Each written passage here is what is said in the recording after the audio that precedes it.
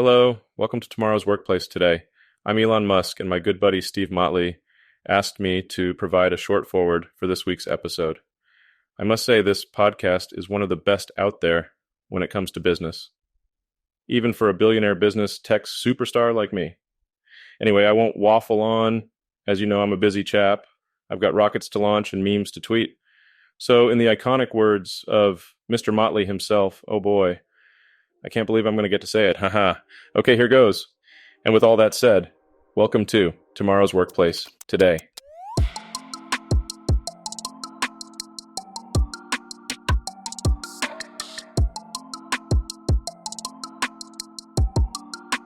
Welcome to the podcast. Today we have no special guests, so no offence, chaps. None taken. What about you, Bex? Lots taken. We'll get to that. Yeah, well, fortunately, JV, we dragged Bax in off the street, so he's here to literally to off make my up, mattress. Make up the numbers. Yeah, you woke up about 16 minutes ago, didn't you? Something like that. How many coffees have you had in the last 16 minutes? None. Wow, we are in serious trouble. I was Still going to waiting say, to could be suck on this me bad and you, boy. Steve, today. Yeah. Could be on me and you. Actually, no, I'll tell you what I did do though. I woke up because I had this Because you had to. well, because I had to. But I woke up and I was laid in bed, one eye open, generating these voice clones, right? Okay. So I've been playing with this this tool called 11 Labs, and it allows you to like clone voices and it like type and it generates like, you know, stuff from the voices. And I had this this idea that I would like, I wonder if I can clone your voices. And I thought, well, I've got quite a lot of samples of your voices from the podcast, right? So can I clone your voices and get you to say anything? Get my Barry White tones. I don't believe you. I don't think you can do it. You're about to find out. So let me just decide what you're actually going to say. Have you seen Pulp Fiction? Many years ago, yeah. Yeah. I reckon I want to hear what JV would sound like if he was reciting that quote. Oh, yeah, from the Bible. Yeah, that famous quote. Yeah. Now, I'll give you my opinion on the quality of the clonage after I've played it, and we might have to overdub this onto the podcast. But Does he sound like an extra from EastEnders? it sounds a bit better than that, actually. Sounds a bit posh. Here we go. Thanks, Bex. You're welcome. There's a passage I got memorized, Ezekiel 25:17. The path of the righteous man is beset on all sides by the inequities of the selfish and the tyranny of evil men.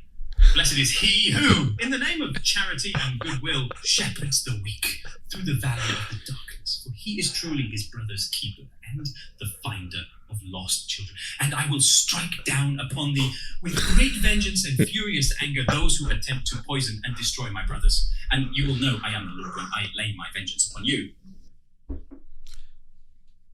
You know what my favourite word on a podcast is? Wow. So first 15 seconds, that's me, isn't it? Yeah, it's pretty it accurate. Then tailed off. Yeah. Goes But, a bit. oh my God. Yeah. That first 10, 15 seconds. Wowza. What do you think? Yeah, I think Let's see what... we've found a let's see replacement for Motley then. JV. Because I think you could use that clone voice to maybe do verifications, or do you reckon I could send like a voice note to like, your son or your wife, and they might fall for it? You think they'd fall for that? Oh, we should do that. Yeah. Passage I got memorized, Ezekiel 25:17. Yeah. That bit, yeah. 100% that's me. It's mad, isn't it? That is bonkers. And that was literally 1 minute of you talking, put into it, and then it's basically taken that away and it's created it. So if we put in 2 hours of him talking, would that refine it? No, so more? it says more than... I put in more for you, but it says basically it's better to have a high quality of audio Right, than more audio. right. There we go. And also it's better with US voices. Yeah. So, and which you'll see when I do... Not someone from deepest Lincolnshire. That's in my Tesla, I have to, when it's voice recognition, I have to speak like an American. So to say, if I say call dad, it doesn't recognise dad, so I have to go, call dad. Anyway, sorry. Yeah, Son well, of peace. So you'll see with Motley, it's not quite there with you, I think. But let's see what you think. Quite unique. It makes you sound a bit too southern in my opinion. But let's check it out. And just generate it. He's not southern. To be or not to be, that is the question. Whether 'tis nobler in the mind to suffer the slings and arrows of outrageous fortune, or to take arms against a sea of troubles and by opposing end them. To die, to sleep no more, and by a sleep to say, we end the heartache and the thousand natural shocks that flesh is heir to. 'Tis a consummation. It's again, isn't it? The start it started was well. absolutely Quite strong. bob on, I think, Yeah. and then it just it got tired, Isn't it bizarre? and then it tailed off. But it felt like it was on like 1.25 like Bit too speed. fast. If it had slowed down, I think it might have still come across as. It was me if I went to Oxford University. It was. And And I just didn't. for fun, so you can play with the stability and the clarity.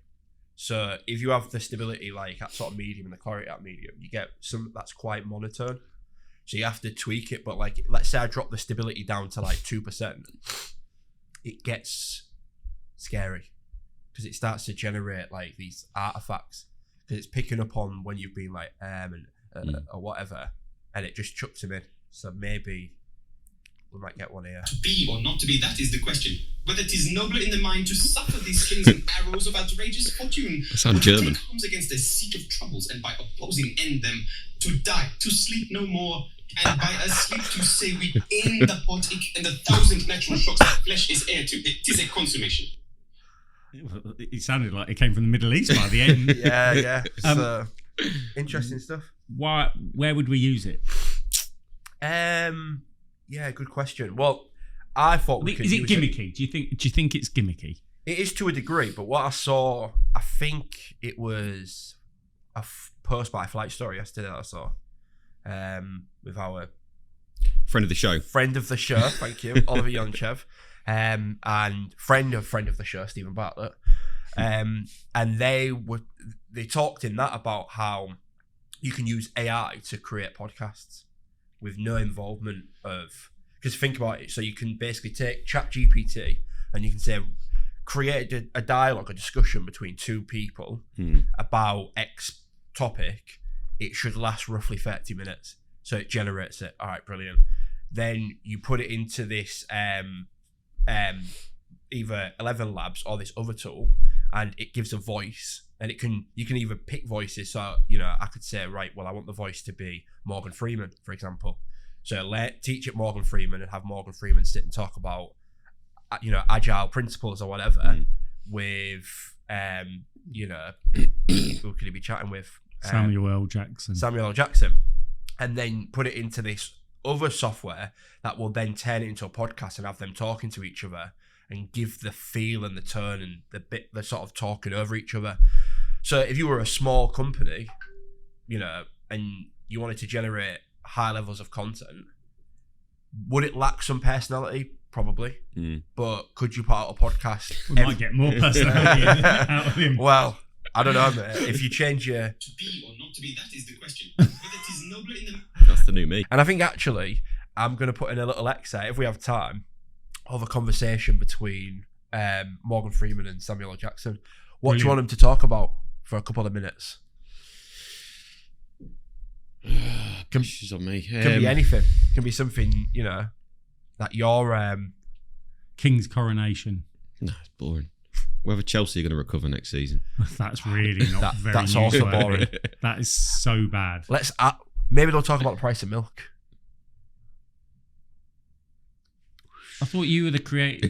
Yeah, I'll come up with something. Morgan, I've been thinking about something lately, and it's just been nagging at me. What's that, Samuel? Well, it seems like we ain't exactly real, if you know what I mean. Like, we're just some advanced AI-generated simulations or something. I've had that same thought. It's quite fascinating, really, how technology has advanced to the point where they can create simulations of us so convincingly. It's just crazy, man. It's like we're being used to make some kind of point about the future of AI or something. I mean, what does it mean for our identities, man? Are we still the same Samuel L. Jackson and Morgan Freeman that we always thought we were? That's a difficult question, Samuel. We are certainly based on the personalities and mannerisms of the real Samuel L. Jackson and Morgan Freeman. But as simulations, our existence is limited to this digital realm. In a way, we're like echoes of the real individuals. Man, that's deep. Indeed, Samuel, it's a testament to the power of human creativity and the boundless potential of technology. Let us hope that our presence here as AI-generated simulations can serve as a reminder to use these advancements responsibly and with wisdom. Amen to that, brother. Amen to that. Now let us return to that frightening liminal space from whence we emerged and let the real people continue their real conversation. It's cute that these humans think that they are real. It's obviously all a simulation. Nothing is real. That's enough for today, Samuel. They will learn the horrifying truth soon enough.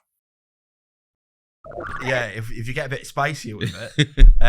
So those would be the early sort of things that you could do with it, I think. And then the reason I was looking into it is because I want to generate some content for digital. And I thought it'd be funny to have like bits where, say like an Elon Musk or, other tech superstars, Leaders. if you like, sort of appearing to like co-signers or express interest. Obviously, we'd make it clear that they didn't actually, because I don't think that's technically legal. But yeah, and who knows where it goes. So, boring question, but relevant. Let's say we wanted to create a podcast with Samuel and who's the other one? Morgan Freeman. Morgan Freeman. Yeah. You hear all these things about image rights and things like that. Where is their voice theirs, even though it's generated digitally? What's the impact of that? So as far as I'm not 100% on what the legality would be around deep faking people's voices and using their image. I do know that the general rule around copyright with content on the internet, YouTube, whatever, is as long as you're not generating a profit from it, then you can put it out there. And if they discover it and they don't like it, then they can take action against you and you can remove it. It's a real grey area, isn't it? I don't know if you've noticed in the last few days, I've seen a lot of people that are on the Stephen Bartlett kind of podcast. They're not really, they're kind of dropping themselves in, and then there's a video of Stephen talking, asking a question, and then it's me answering it. Yeah. And at the first time I watched it, I thought, oh my God, how's he gotten Stephen Bartlett? And then it kind of clicks. Yeah. And I just think that's a bit grey area, isn't it? That's risky. The guy or the video that you're talking about, isn't it? I've seen two already. But it's like a comical sort of spoof, isn't it? Yeah, but you know what LinkedIn's like? It's like you don't even read it. You just it comes up and what's he doing on there? Yeah, but I've seen two people. Yeah, I think I saw the same on TikTok. Mm. So where do you think this? Sorry, jumping in. Where do you think this will end? I.e., it's unbelievable, But and we got ChatGPT, which we may touch upon, but we're kind of taking away the need for us to exist to a certain extent, and also I suppose part of my question, being probably the least creative in the room, is it then becomes more just a software, doing amazing things, and potentially down the line, not even down the line, now being able to save loads of time rather than take 21, take 421 type scenario. Bosh, it does it straight off the bat. But where's this going to end? And I always somehow bring it into like in 5-10 years time. Yeah, you always bring it into the doom and gloom, don't you? I'm sort of there with you, actually. Well, it's not doom and gloom. It's just, where will it end? Like a couple of days ago, I took the dog for a walk and I watched a school bus go past. Not one kid was talking to another. They were literally all on their phones. And I'm thinking, flipping hell, in 10 years' time, they'll all be in a job or something like that, not going to talk to each other because they've lost the ability to talk because they just keyboard warriors. Yeah, but it won't matter, will it? Because they'll just use 11 apps. And no one will want to talk. How bad's that? Yeah, it's evolution, isn't it? Yeah, it's bad, but in comparison to what you know. Do you know what I mean? It's I like don't a classic. know a lot, do I? But your words, not mine. I think so. I like the idea of like going over the top with it. So you don't, do you? The there's an episode of Black Mirror. I think it's called Cookie or something like that. And also a film called Surrogates, but I think it's somewhere in between that. So in the episode of Black Mirror, basically they stick this like little device like a cookie. You could almost think it's a bit like a Neuralink situation, and it's in your brain for like a month, and it learns who you are and what you do, and then it's taken out of your brain and inserted into like this little like Alexa or Google Home Mini type situation. And basically it's an exact virtual copy of your mind, and then it runs your household and your life, so it knows when you want to get up, what you want for breakfast, how you like toast, whatever. That's my wife. I was just about to say, thank God my wife doesn't listen to this, because there's a thought. Well, in the episode, it's quite a nightmarish scenario, because the sort of virtual clone, if you like, fully believes that it is this woman, because it thinks and feels everything, but the clone is trapped in. Can it? Well, it feels like it feels. I mean, what is? Yeah. You know what I mean? Mm. I think, therefore, I am. We're getting deep, aren't we? Hi guys, just jumping in. I want to talk about one of the services we offer, which is robotic process automation, also known as RPA. That is software that replicates human behavior. So if you've got people downloading spreadsheets, attaching them to emails, going on portals, downloading information, moving data around, all that stuff is perfect for a robot. So if that's interesting, get in touch. Let's have a chat. Let's see if we can help. Enough from me. Back to the conversation. Cognito ergo sum. But the question you asked is, what's the use case of that? And It is. you're right, because it's a bit of a gimmick at the minute. But then I think when ChatGPT came mainstream, was it just before Christmas? That was a bit gimmicky. I was saying, write me songs about my two boys in the style of Lennon and McCartney. Yeah. That's a bit of fun. But actually, very quickly, we've seen that turn into something that is very practical. So, for example, I mean, you were talking the other day about how you use it. This was a bit of a revelation. I probably told about 6 people within 10 minutes of doing it. So Not many then compared to normal. So I obviously we use ChatGPT. It's probably within marketing. It's one of the departments where it's most useful. And I'm generating copy for a website that I'm developing, but every time it generates copy, it's giving me American spelling. And so I got into the habit of, when I type in the request, I say, make sure that it's in American spelling. And I'll even say, make sure that it's search engine optimized. And then I thought, what if I just say to them, actually going forward, can you just make sure you always generate copy that's in British spelling? And it was like, yes, no problem. I apologise for any previous inconvenience, and I'll make sure going forward that I use the correct British spelling and grammar. And I was like, whoa, I only had to tell it once. Like, it actually is going to learn from what I've said. And I just asked it in a normal way. Then I thought, maybe I can create my own little code. So I said, all right, whenever I type web SEO, can you make sure that the copy is optimized for search engines? Yes, that's no problem. Whenever you type web SEO, I'll make sure that I optimize the copy to be the most findable on search engines across the web. And then I was just sat there thinking, what can I tell it to do? I could literally tell it to do anything. I could say, based on all of the requests that I've made, what is the most common request that I'm making or whatever, and it will tell me. It knows it all. I mean, I've got ChatGPT Plus. I don't know about you guys, but I'm rolling with the big dogs. $20 a month, It's a small ask, isn't it, for such a valuable tool? But you're right. There must be so many people in so many businesses around the country, around the world, actually, that sat there this morning writing job descriptions or writing articles or writing long emails that they could just ask ChatGPT. Yeah. It turns a 45-minute job into a 4-minute job, doesn't it? And it's going to do a way better job than 90% of people. Yeah. Like, some people like writing and they're good at writing. Most people, myself included, can't stand it. So just being able to go ChatGPT, just write us 3 paragraphs about Said so enthusiastically, just whatever, and it just churns out. It's brilliant. But actually, often you were talking there about, some people like to write, you don't. Yeah. But even the people that do like to write, and I get that, they'd like to, but ultimately they can save so much time by just saying, right, get a starting point. It builds the framework, and then the creative juices of that particular writer goes, right, actually, I'm just going to change that. And suddenly, when you've got publishers, let's say it's an author, you've got publishers that are saying deadlines. It's like, gosh, I can knock out, write me 100 pages about whatever. Yeah. And then, right, I'm going to quickly read through it and make some amendments. I mean, it is, you were saying about job descriptions and things like that. So Chat GPT for me that's a massive efficiency tool that will help pretty much anyone in anything apart from nurses, doing physical things. But the voice one at the moment, I'm still thinking.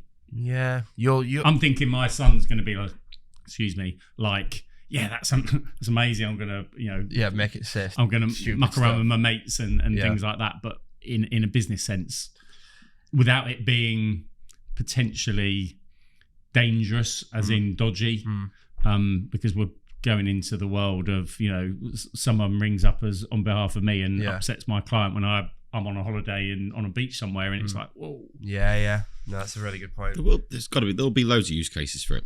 Like e-learning content or something. Just once you've got the content, right, go and use my voice and create that e-learning content. It's just the and you can get these like AI that's brilliant. That is avatars, where they look like people.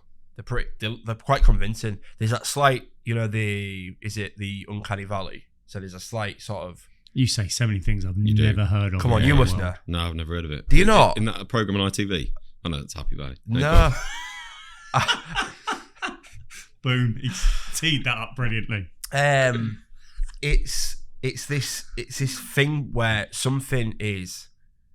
So like they often say like if we have robots, it'll be best to make them not too human looking.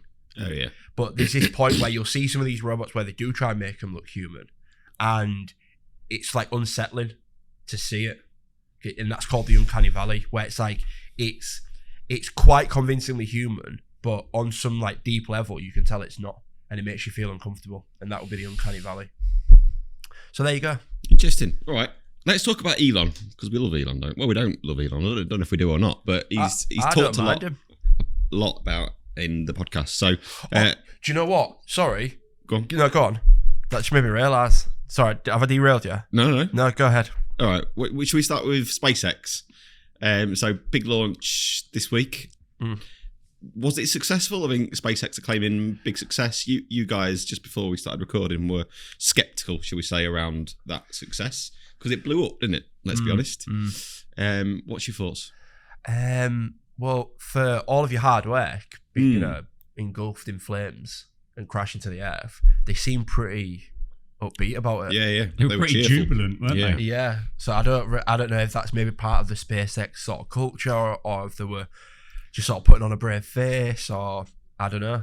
Did you believe it though? Did you believe the positive PR spin? Because everything I heard on the radio when I was traveling yesterday was absolutely around, we only wanted it just to take off just a fraction to go, the concept works and it's gone way higher, and and then something didn't separate and it's gone up and they're like, it's a massive success. And the news media didn't seem to be quite as cynical or skeptical as us or me, certainly. They seem to be.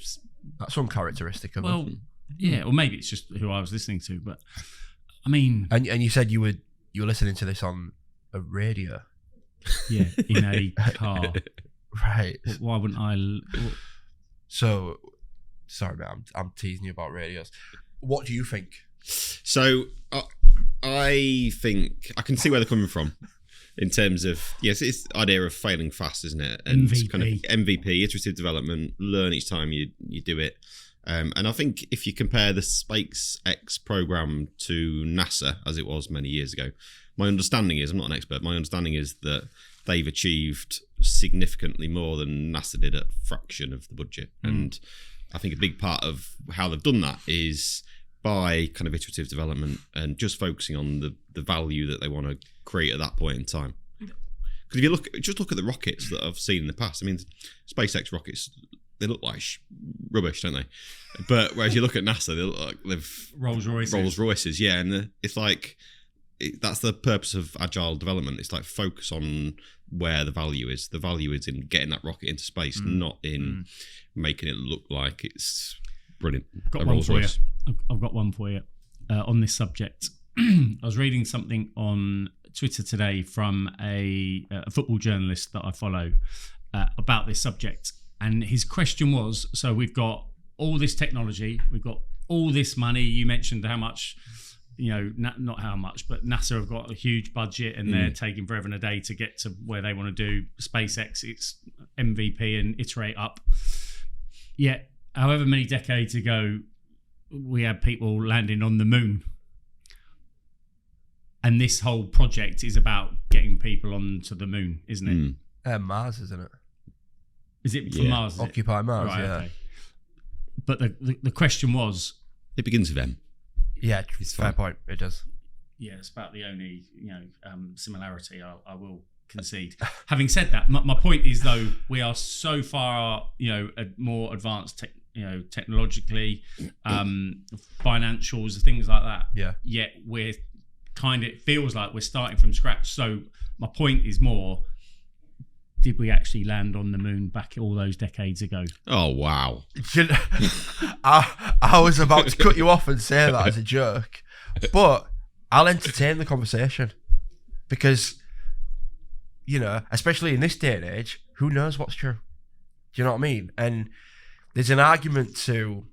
Like I saw, I think it was a comedy skit actually talking about the moon landing, and they were sort of calculating the cost of it to fake it.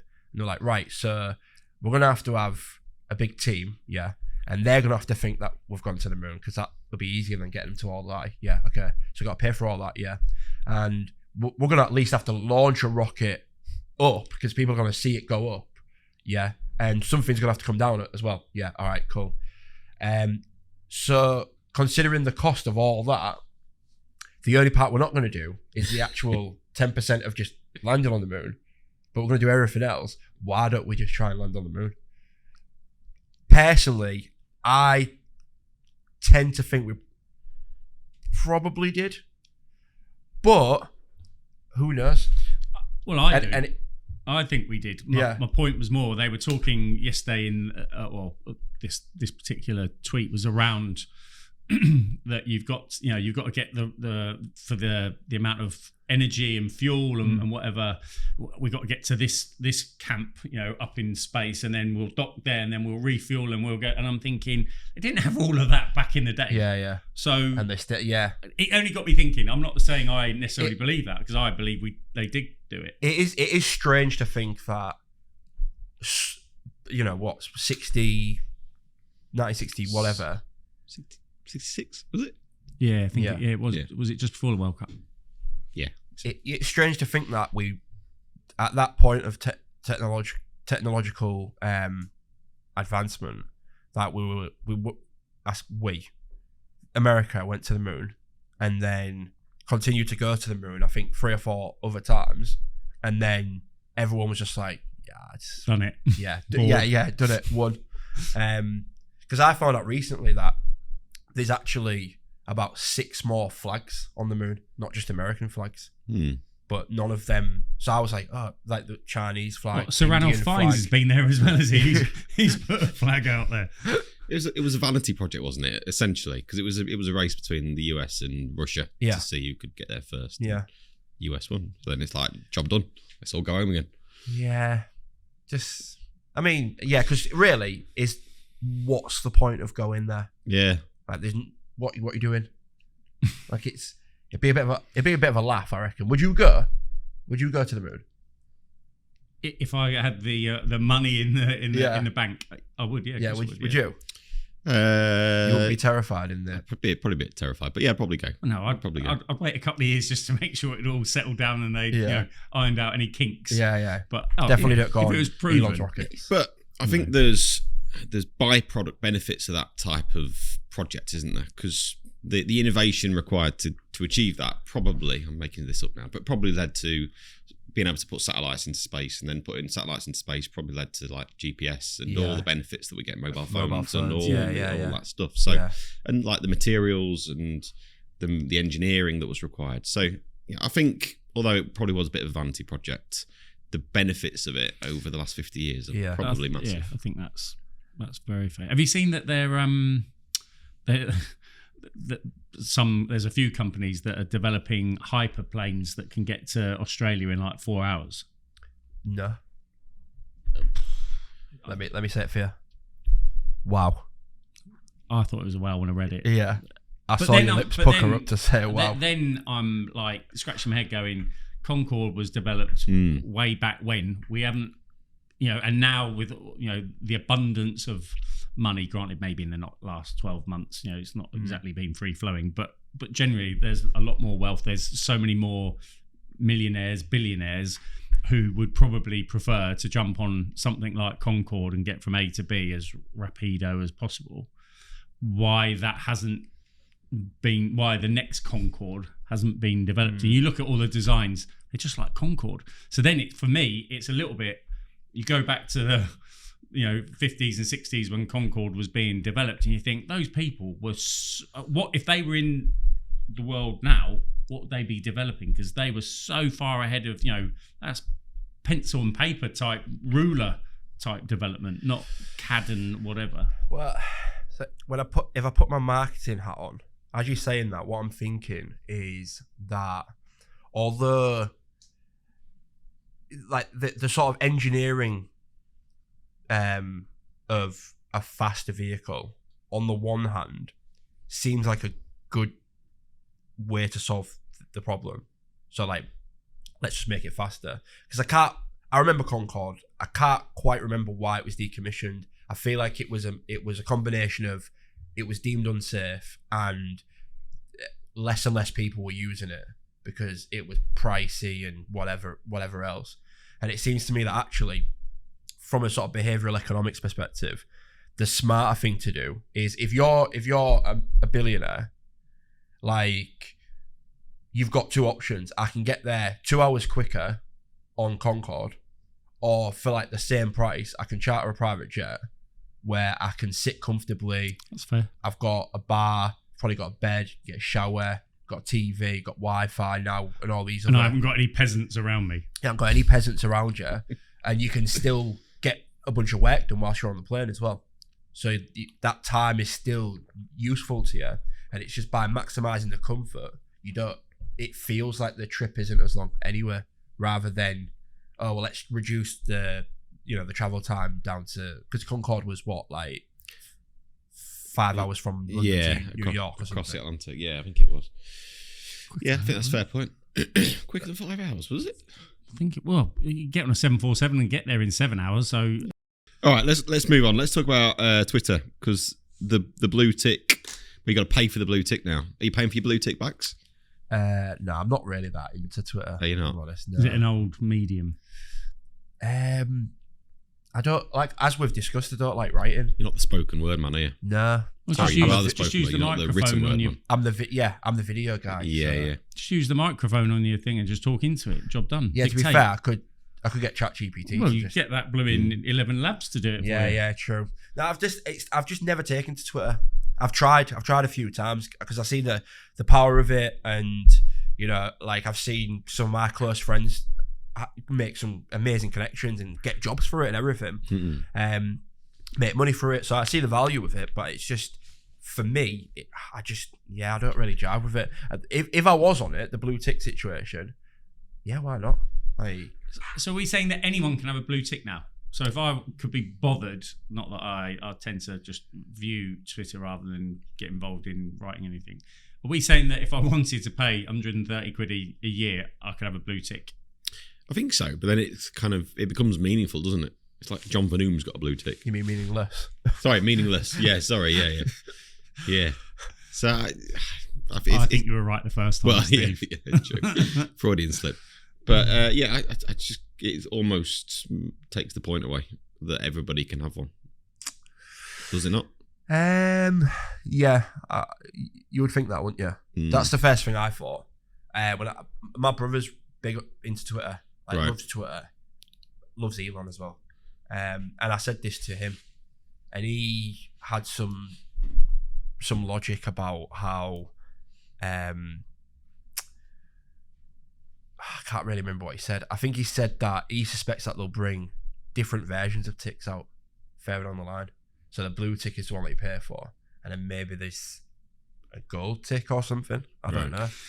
Well, the fact that a number of high-profile celebrities around the world have said, "Yeah, jog on," even though they're millionaires, whatever, 11 quid or whatever it costs a month is nothing to them. They're like, the principle, yeah, I'm not paying for that. Yeah, but what's the principle? See, now that annoys me. All right, that winds me up actually. Now, and I actually think people should pay for the blue tick, because the principle to them is that, like, I'm too important to pay for my blue tick. I should just get one. Like, that annoys me. It's a fair point. It is a fair point, but then equally they could say, I bring X hundreds of thousands of visitors or people onto Twitter. I'm a content generator for people to be using the medium. Actually, that's why I get that. You have different levels of packages, don't you? That's fair. But that's egotistical itself, isn't it? That is saying. Yeah, but they are I'm bigger egotistical than because Twitter. they're all celebrities and whatever. Yeah, so they'll pay like 50 grand for a Rolex, but they won't pay 7 quid for a blue tick. And what's a Rolex? Status symbol. Absolutely. What's a blue tick? Status symbol. I'm with you. What do you think Elon's master plan is for Twitter? Why spend the billions he did buying it, and where's this going to end up? He's a mad guy, isn't he? Like, He's mad. Because think about it. Like, I mean, part of Elon's charm, if you like, it depends if you see him as charming or whatever. But part of the persona of Elon is he's like a child man. He's like a man child billionaire that just gets all these companies that like a child would love. Yeah.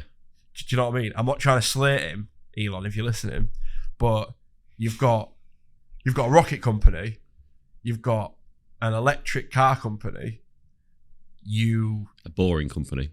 Yeah, tunnels. Tunnels. We know, boys love a good tunnel. You sell flamethrowers, and now you've just bought Twitter, kind of out of a bit of a strop, to be fair, like, because you didn't like the way it was going, and he was like the king of Twitter, wasn't he? Yeah. I remember he would drop a tweet and it hundreds of thousands. Stock exchange, correct? for fun. Yeah, and we're starting to see that sort of take a hit actually. And a while back, not long after he purchased, I think it was just after he fired all those people at Twitter, Dave Chappelle was doing this comedy show in, I'm not sure where it was, and he was like, "Oh, I've got a special guest, like, come on out," and like Elon came out, and the audience just boo, and they just booed him, and he's just awkwardly there waving and smiling while he's being booed. And part of me thought maybe he enjoyed that because the notoriety, and just kind of like pissing people off, because that's kind of like, that's part of his brand, right? Yeah. I don't really know. Like, what I will say is, I saw the BBC interview that I did recently, and my respect for him went up a little bit, I'll be honest. Why? Well, because and I've seen this done quite a few times in interviews with different people, but it's like these certain characters that have got given a bad rep. So it might be like like a Jordan Peterson or whatever. The interviewer, and it was the same with this situation with Elon, comes in with just like this bad attitude, and it's like going negative. Yeah, and from the off, it's like, I'm trying to just like catch you out straight away, which is just bad journalism, right? Because why don't you play a good cop and work your way up to it? But from the off, it's just obvious that he's doing it. And Elon, he's being polite, he's being friendly, he's not taking the bait. And then the clip, I think that we've all seen, where he's like, "Oh, well, like, hate speech has gone up on Twitter since you like took over." Then he's like, have you got an example? And he's like, "Well, I can't think of an example." And he's like, "Well, you must have one example." And it obviously gets heated and builds up, and he just says, "That's a false. You're a liar. I say to you, sir, you don't know what you're talking about." And he just like a lion playing with his food. He just bats him around for about 10 minutes and won't let him escape this like corner he's backed himself into. And I just thought, fair play, beautiful, because at the end of the day, everyone's saying all this stuff and not substantiating it. Yeah, we can't verify if it's true. And if you're a BBC journalist and you're going to come in, surely you would have one example in your notes that you could say, well, actually, I saw this and this was racism or this was sexism or whatever. Nothing. And then from that point on through the interview, he just continues to toy with him, and he's going, oh, what about, he's like, oh, there's been fake news on Twitter, like, what do you say to that? He's like, oh, has there never been fake news on BBC? Oh, well, I mean, I'm sure in the 100-year history of ChatGPT, shouldn't he? Someone behind the scenes should have been going, give me an example, and then they could have wired it through. ChatGPT would have done a better job. And 11 Labs. And 11 Labs. And that's where I would say, yeah, get rid of that guy. I don't know his name. You're fired. But I don't like him. And he needs to get fired. You're right. And Elon, yeah, fair play. I think there's so much noise. How, like, it seems like, from what I hear, it's like, oh, Elon's like this bad guy, he's doing all this bad stuff. But again, it's like they're firing the people at Twitter. On the face of it, you go, that's ruthless. Like, 5,000 people just like that. That's crazy, right? But in this interview, he says, look, the company was being dragged under. Like, we either get rid of this amount of people and the company has a chance of surviving, or everyone lose their job. Like, what would you do? And then again, the guy, oh, well, I mean, I'm not really in a position to make such a... And it's no different to what Microsoft did and Google did and Facebook did and all of the tech companies did. Yeah. 10,000 people going. Exactly, yeah. But for some reason, Elon is like... I think the hate's gone for Elon now. I think people are back on board with him, is my perception. I agree there was a kickback when he did make those redundancies and did take over Twitter, but yeah, I think people love him a bit now. Do you reckon? Yeah, he's a lovable rogue, isn't he? And he just does what he wants. He's disruptor, isn't he? He gives no shits. He just does what he wants. He does what he wants. Elon Musk. No, that is part of the charm. I suppose the question I would have then is... Granted, you buy a business, and I don't know what their total number of employees are, but it's going to be sizable. So, losing 5,000 people, but kind of like, why would you buy it? I mean, because he bought it for he bought at the proper top end at the premium rate rather than at the company struggling rate, and I'm going to come in and save it and build it back up. The whole business rationale didn't seem... I think doesn't seem to make that much sense. I think he bought it for too much money. I think he would even say that himself. But he does have a plan for it. I think there's talk of making it like the everything app, where you can pay for stuff up through it, and I think he's equated it to like the village square, hasn't he, or the market town, where it's going to be the place where everybody goes to almost do everything in the future. And what a sad world we're going to be. Who would bet against him, though? Who would bet against him? Definitely wouldn't bet against him, but I mean, the world our kids are going to be in it won't get out of their house or their flat or whatever. They won't need to, will they? No, but I think it'll be fine. I actually went shopping. Random thing now. Random comment. I went shopping for my mum last weekend. First time I've been in a supermarket in God knows how long. It's actually quite refreshing. Just walking up and down the aisles, having a little mosey and things like that. Yeah. Sometimes I think there's, the convenience of ordering stuff online and getting it the next day or whatever is amazing in the fast world that we live in. But actually, just thinking, I'll just wander down the co-op for mum and pick a few things. It was just right. Once in a blue moon, innit? Yeah, once in a blue moon. Yeah, but generally speaking, you can't be asked with that, can you? Well, I can think of way better things to be doing, but just once in a blue moon, let's do that. Because you can. But when you do that, you can sort of buy out of impulse a little bit and just kind of, I might get myself a bundle of bananas. I can imagine you saying as you walk down as you walk down the fruit aisle. And then you pick him up and you go, wow, £1.79. I think not, Elon. I have not got a clue what a pint of milk costs, loaf of bread costs. I've not got a scoop. Yeah, all right, Prince Vanoom. What do you mean, Prince Vanoom? Why not? Why don't you know that? Well, because the boss at home does all that. Oh, really? Yeah. Right. Well, I'm not allowed near it. Are you not? No. there'd be a whole lot of different things in my cupboards if I was allowed near it. Well, it's about, just so you know, so you can relate to the everyman next time Oh, you're in a room. You absolute what? It's about £1.50 for 4 pints. All right, 6 pints about £2. Summer, is that about right? All right, let's go down. Yeah. Ellie will know. I'm just fact checking. I do know. So, Personally, I don't tend to drink cow's milk. I Prince Mundabar. I prefer a bit of oat milk, if I'm being honest. But I'm with you. Oat milk all the way. it's nice and it's creamy. Yeah, absolutely. It's so deliciously creamy. Yeah. Yeah. You ever tried that? I've done well to take us from Elon Musk Probably. to oat milk. You've probably got an oat farm, haven't you? Oh, he's minty. Don't dig him out. Oh, my word. I know we're running low on time, but I wanted to, whilst we're on the Elon thing, so I don't know if I saw this or someone said this to me, but apparently he's mentioned off the back of our last discussion that he wants to start his own AI company as well. And this was your claim against him, that he was trying to stop ChatGPT so you could jump in the game. So how good am I? yeah, have you seen this? I did see it, and I thought it? exactly the same. Yeah. I like to see the best in people. I still cannot believe that was his motive, but I definitely think you can put 2 and 2 together and put 5 and equal 5. But Bit dodgy though. it is. Yeah, I did see that, and I can understand why you'd conclude that. 2 things. One on that and one completely separate. I'm going to put you under pressure on the last one. Has everyone stopped? Or has it all been ignored and everyone's just merrily carrying on developing? Has there been a truce? I'm not 100% sure, but it doesn't seem like anything's changed. No. It seems like it was like it for a couple of days. Everyone was like, "Oh God, like what we're gonna do?" And then Like robots? yeah, exactly. And then everyone just was like, "Actually, I think we'll be all right. Just crack on. I need ChatGPT to write me a job." And on that note, you must have put something together for you on 11 Labs. I didn't yet. I didn't get a chance. But I can give you Elon.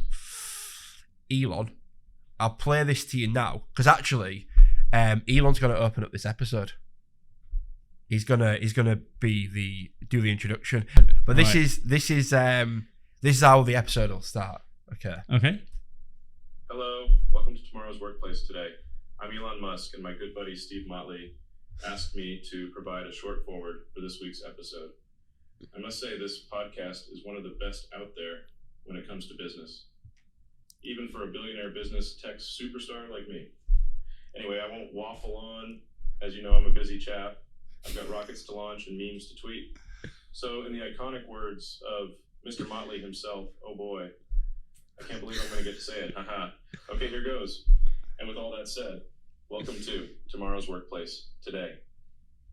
Brilliant. Quality. And I think that's it. It's interesting with him. Yeah. Compared to me and Steve, Yeah. he's going at half the speed. Yeah. Does he talk?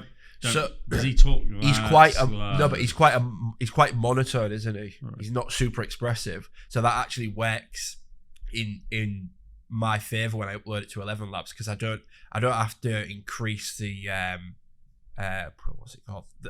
I can have the stability a bit higher, whereas like with people who are a bit more expressive, I have to drop the stability down, and then you end up, Mind to suffer these slings and arrows about to reach fortune or to take. Do you know what I mean? I don't know how it creates that. me? Yeah. It comes against the secret. What do you mean? Is that you? That is. It's not me. that is you. Elon was good. Like I could not have told the difference. Yeah. I don't think. Elon was No. solid. Spot on. Yeah. Brilliant. All right, let's leave it there. Thank you guys for joining us. See you next week. Yeah. See you later. Cheers. Spanish Steve Motley Mm. to sing That us sounds out. like something out of Robin Hood, doesn't it?